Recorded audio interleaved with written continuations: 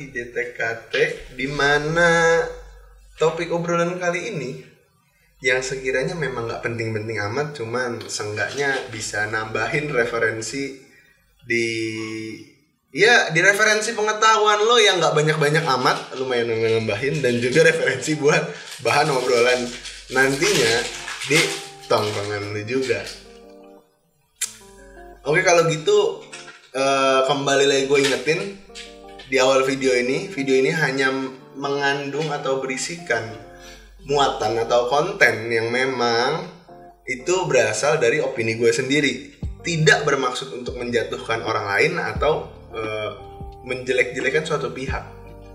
Jadi tanpa banyak basa-basi lagi, mari kita simak berita yang pertama dari jagat persosial mediaan Indonesia. Berita yang pertama di sini ada berasal dari akun kesayangan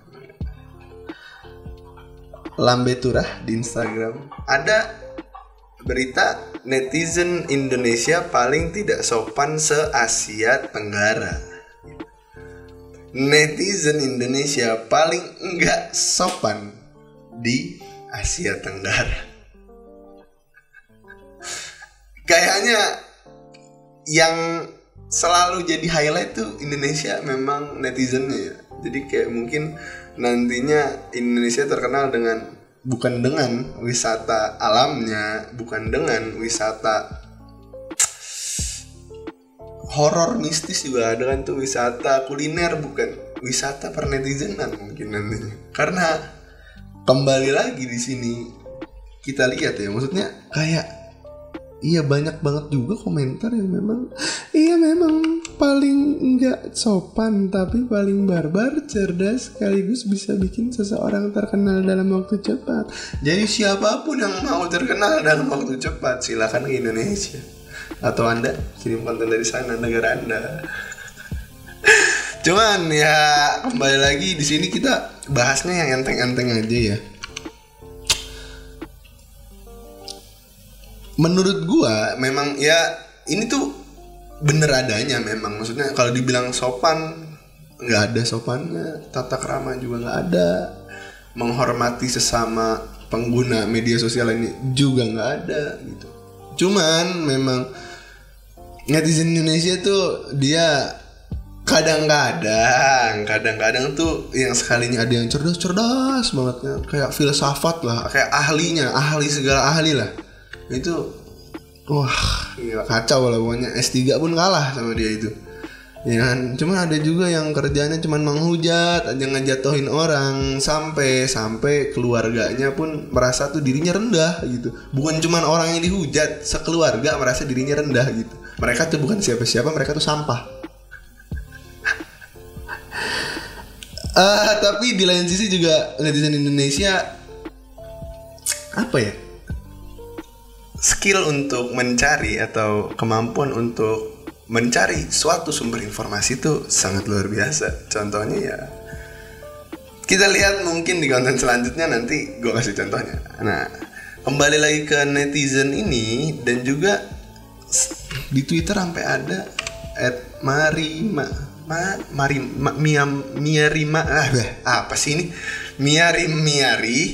ya, atau Madamia di sini dengan username Miari ya. Di sini nge-tweet Microsoft ngasih gelar netizen Indonesia paling nggak sopan se-Asteng. IG Microsoft diserang netizen Indonesia. Kesimpulannya Microsoft nggak gitu dong, salah. Kesimpulannya Microsoft langsung kebukti. Keren. Netizen Indonesia kuliah enggak, belajar enggak, udah dikasih gelar sama Microsoft. Kalah tuh yang kuliah lama-lama, yang IPK-nya kurang dari 2, yang ngulang-ngulang terus nggak dapat gelar dia. Dan di sini juga banyak tweet balasan dari tweet ini ya. Ada juga yang ngebenerin Astra Mas, Asia Tenggara. Kalau Astra Mas Asia Tengah juga ada negaranya itu. Nah, ini salah satu tipikal netizen yang memang cerdas.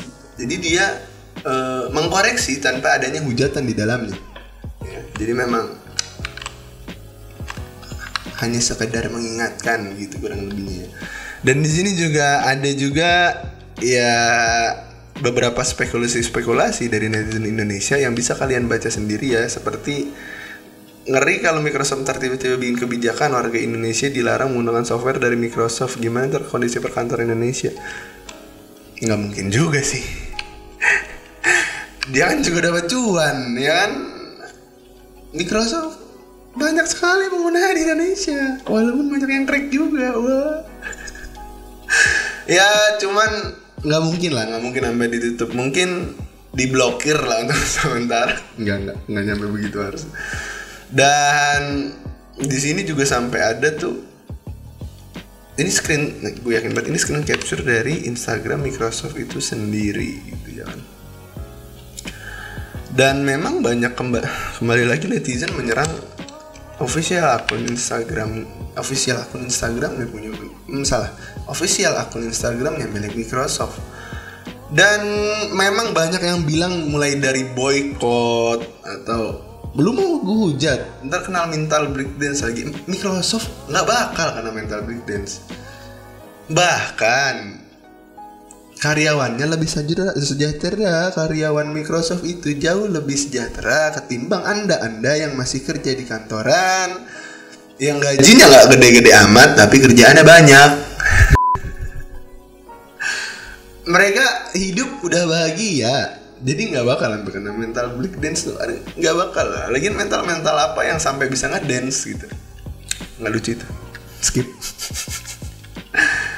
Ya kalau kita punya telusur, aduh salah. Mohon maaf. Instagramnya Microsoft ya. Di sini kita cari sebentar.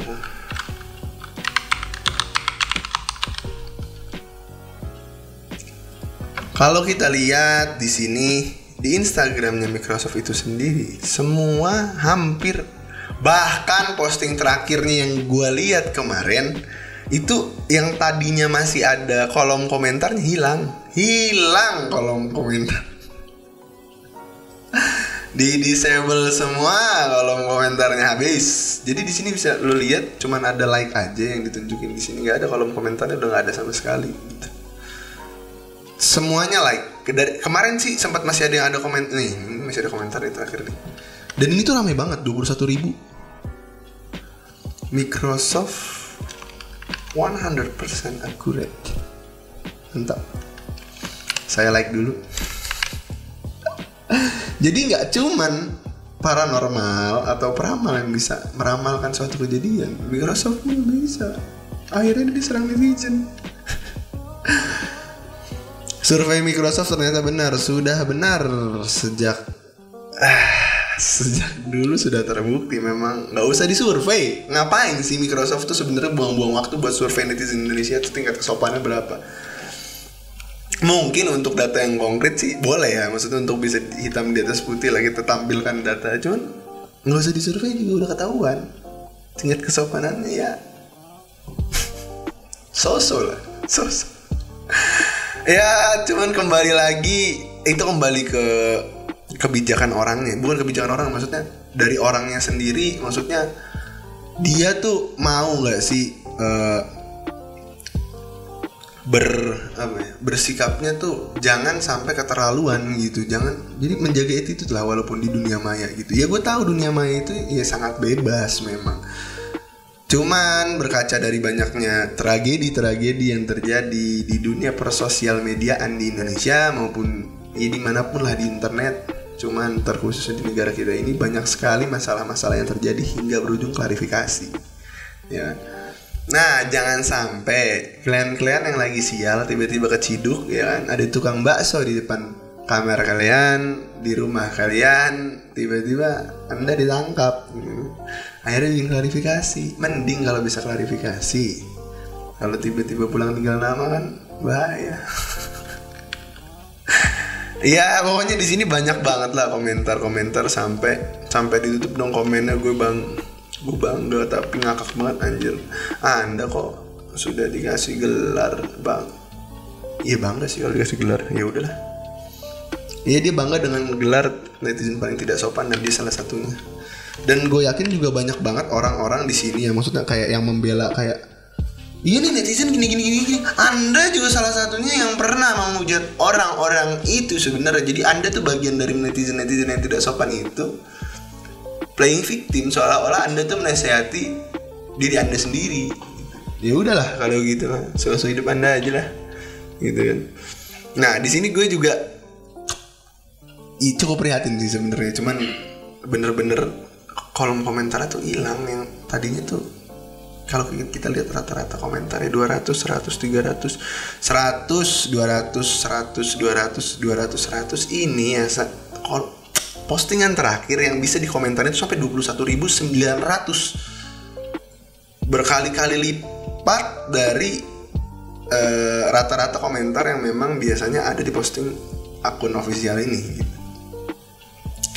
Dan pada dasarnya juga gue sempet nyari kan, kayak searching data-data gitulah. Di sini kalau bisa kita lihat ya, di sini ada yang memang menunjukkan bahwasannya Indonesia itu di ranking terendah, cuman nggak paling bawah deh. Ntar dulu coba kita cari datanya nih. Nggak ranking paling bawah. Jadi untuk DCI-nya itu sendiri 76 dan juga rankingnya tuh berada di ranking 29. Cuman di sini ranking terakhirnya itu adalah 32. Jadi dari 32 negara yang masuk survei ini, Indonesia berada di posisi ke-29 dengan DCI 76. DCI ini sendiri adalah, maksudnya angka ketidaksopanan netizen di negara tersebut yang memang memberikan komentar-komentar seperti hujatan, cacian, mengandung sara, bullying dan lain-lain. Itu semakin banyak netizen atau warganet yang memang di negara itu bersikap seperti itu, angka di DCI ini semakin lama semakin naik. Dan Indonesia sudah berada di 4 terbawah. Ya semoga aja angka itu gak semakin naik dan semakin memperparah atau membuat ranking Indonesia semakin lama semakin turun ya. Cuman yang perlu gue tekankan kembali lagi, hati-hatilah beropini di internet. Jangan sampai kalian harus jadi salah satu orang yang harus membuat video klarifikasi untuk menyelesaikan masalah-masalah kalian yang terjadi gitu. Itu aja sih pesan gue gitu. Untuk yang lainnya, netizen Indonesia tetaplah berbahagia, tetaplah baik-baik saja, dan ya tetap berkarya lah. Kayak nyari-nyari informasi tuh kalian luar biasa lah pokoknya. Jangan berhenti itu, cuman dikurang-kurangin lah head speech-nya ya, agar semakin lama tuh nggak semakin parah gitu rankingnya. Oke, kalau begitu kita lanjut. Di sini ada berita yang kedua. Ada Twitter dengan username Pistachio Blossom yang di sini menyampaikan pesannya. Pokoknya di sini dia kayak bikin suatu tweet obrolan gitu, kayak, temen, IPK lu berapa? Gue 1,77. Temen, ya Allah lu bego banget sih, IP sekecil itu. Gue aja 3,87. Mau jadi apa lu? Sekarang dia masih nganggur. Gue udah kerja di MRT, Head Office Wardah, Head Office Indomaret, DLL-nya, haha, pinter tanpa pengalaman dan skill zone. Masnya superior sekali. Dia apa ya? Ini orang tuh merasa dirinya hebat gitu, paling top lah, yang lain beng-beng lah pokoknya mah. Dia doang lah yang paling jago lah. Dia doang lah pokoknya yang paling jago, yang paling mantep tuh dia doang emang. Gak ada obat lah. Dan yang gua nggak ngerti lagi adalah di sini sampai ini kasus maksudnya survei itu tuh terbukti gitu. Sampai tuh tweetnya dia tuh rame banget, sampai ini sih di screenshot salah satu. Bukan, ini di screenshot di foto yang diposting oleh official akun Lambe Tura. ada 3.000 retweet dan 723 komentar. Nggak tahu kalau sekarang tuh udah berapa tuh, gue nggak tahu. Coba kita cek dulu ya. Kita cek.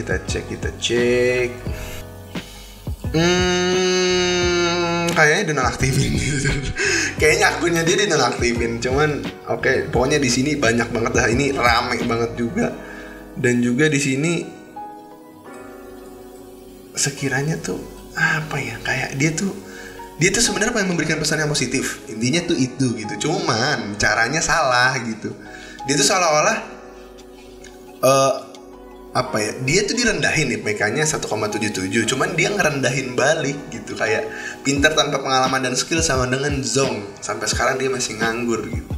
Dia IPK 1,77 udah sempet kerja di sini, kerja situ, cuman nggak peduli anjing gua. Lu mau kerja di mana juga. Iya, IPK itu perlu, emang IPK itu perlu. Cuman maksud gue, iya oke lah, IPK nggak usah tinggi amat, cuma nggak 1,77 juga kali. Bahkan gue juga ngelihat di sini tuh kayak dia tuh ternyata dia bikin klarifikasi nih di komen-komennya, bukan klarifikasi ya, kayak maksudnya mereply salah satu komentar di tweetnya ini gitu, kayak 1,77 itu bukan IPK-nya dia, IP. Jadi IP per semesternya kurang lebih 1, nggak nyampe 1-2 kali ya, nggak tahu. Cuman iya, kalau dia ngomongin IP tinggi tanpa skill ya Zong, apalagi IP rendah tanpa skill dan pengalaman, apalagi IP rendah ada skill dan pengalaman cuman bacotnya kayak lu. Nggak bisa bermain sosial media gitu. Dan di sini juga sampai ada yang screenshot tuh, dia tanggal 11 bulan lalu, Januari maksudnya, pada bulan Januari tanggal 11 dia tuh masih nyari kerja gitu. Dan dia saat dia masih nyari kerja tuh menyombongkan diri dengan ini. Sopan kah begitu? Nggak juga. Ya Allah, ini orang kenapa sih? Gak ngerti lah gue, anjing. Nggak, cuman maksud gue, oh ayolah gitu kan. Jangan membuat standar IP orang, maksudnya jangan membuat tuh orang lain tuh menjadi menyepelekan IP-nya atau bahkan IPK-nya. Nilai itu kan maksudnya apa ya, memang bukan menentukan kepintaran lu, cuman gimana lu bisa respect sama tugas-tugas yang dikasih gitu. Kalau 1,77 kan berarti tandanya lu ngerjain tugasnya nggak pernah. Sekali ngerjain tugas nilai jelek kali, nggak tahu gua. Mohon maaf kalau enggak ya, ini opini aja. Cuman kalau secara hitung-hitungan ya harusnya lu ngerjain tugas, kalau lu sering ngerjain tugas nggak pernah bolong, ya berarti nilai lu anjlok semua di setiap tugas. Antara itu kalau enggak memang lu jarang ngumpulin tugas, walaupun nilai lu bagus banget, cuman kalau satu semester ngumpulin tugas cuma 1 kali 2 kali ya bakal segitu IP-nya gitu. Ya memang IP nggak harus tinggi-tinggi amat, cuman nggak harus nyampe 1,77. Tolonglah. Bisa jadi ada dedek-dedek yang baru pengen kuliah, dia IP 1,77 aja bisa kerja, punya banyak pengalaman. Nggak gitu kan maksud gue tuh. Ntar ada yang niruin. Tolonglah, maksud gue jangan seolah-olah tuh membenarkan IP lu 1,77 tuh bener gitu. Enggak. Justru itu IP harus bagus, pengalaman atau skill itu juga mengikuti. Jadi lu tetap belajar ngerjain tugas sembari cari koneksi, cari pengalaman, biar hidup lu tuh aman. Bukannya ngebanggain IP kecil mentang-mentang lu udah keterima di mana-mana kerja punya pengalaman. Sombong bener. Ya kan? Sampai ada juga di sini komentar keterlaluan si IP 1,77 tiap semester. Natural pakai pipa Rucika, gobloknya mengalir hingga jauh. Ya pokoknya di sini anjing lah, ini nggak ngerti lagi lah gue. Tolong lah ini mah, asli ini mah tolong banget. Jangan, aduh. No, katanya di sini juga IP yang gue maksud tuh jadi setiap semester ya ini. Tadi lo ngomong IPK, ya Samsul. Semester pendek, no. Gue selalu ikut semester pendek. Udah selalu ikut semester pendek, dia bangga lagi. Ih, nggak paham lagi lah aku. Udah cukup lah. Suka-suka dia lah sama temen-temennya yang pangrok. Bahkan dia tuh sampai pamer tuh pernah kerja di MRT, Wardah, Indomaret. Wih, mohon maaf yang kesebut, cuman dia emang pernah ngaku di situ. Dan sampai memang apa nih ya, maksudnya dicari gitu. Dia juga maksudnya pernah ngaku di PT Paragon kan nih. Paragon, mohon maaf nih, iya kan, Tax Department Spesialis PT Paragon Teknologi dan Innovation Tax Department Spesialis PT Paragon Teknologi and Innovation gitu. Dan di sini ya 7 bulan ya, 7 Januari Juni ya, 7 bulan dia kerja di sana. Dan dia belum lulus kuliah, dan ternyata minimum requirementnya syarat minimum untuk masuk jadi finance, accounting, and tax spesialis, mungkin yang dibilang spesialis di head office, itu adalah minimum diploma 3 ya. Gimana caranya dia punya pengalaman begitu kalau rekrutmennya minimal D3, diploma 3 gitu. Dan dia tuh sebenarnya bahas apa gitu, dan masuk dari mana. Percuma ya kalau misalkan memang ujung-ujungnya tuh dia dapat dari koneksinya dia aja. Yang hebat koneksinya, bukan dianya. Maksudnya yang hebat temen-temennya, berarti yang bisa ngebawa dia ke perusahaan itu. Mungkin dia juga punya segudang pengalaman ini. Kalau yang gue lihat di sini 4 bulan, 7 bulan ya kan. Terus juga di sini ada 1 tahun 2 bulan gitu. Kayaknya emang dia tuh kerja nggak pernah lama gitu. Mungkin karena bermasalah, atau memang dia nggak betah di tempat kerjanya. Cuman kalau emang dia dapat pekerjaan ini dari temen-temen dari orang ini yang punya akun Twitter ini, yang sampai rame ini ya, Pistachio Blossom, kalian luar biasa. Bisa ngebawa orang ini masuk bekerja di perusahaan-perusahaan yang luar biasa. Iya, gue lupa ada tambahan seperti biasa, ada meme-meme segar di akhir video. Yang gue maksud temen-temennya yang ngebawa adalah ya orang dalam. Mau desain CV lo bagus, banyak skill, IPK 1,77, IPK 3,8 bodo amat, IPK 4,0 juga bodo amat. Mau lo cum laude, mau lu pintar apapun, mau lu banyak duit, asal punya orang dalam, semuanya selesai. Jadi perbanyaklah teman dan perbanyaklah relasi agar mempunyai banyak orang dalam. Oke, mantap.